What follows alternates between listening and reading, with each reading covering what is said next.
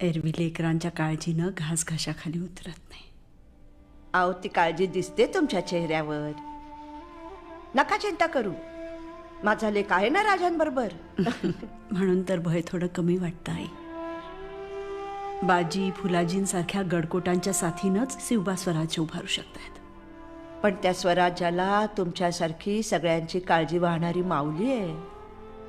म्हणून तर ते आता एखाद्या वडाच्या झाडासारखं असं छान वाढत पसरत चाललंय. पण या झाडाला आधार आहे तो तुमच्यासारख्या माऊलींचा. अहो,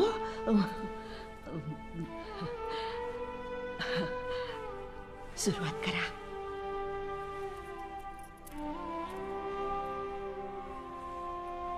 स्वराज्याचा सुगंध चंदनासारखा पसरला होता, पण त्या चंदनाच्या झाडाला एक साप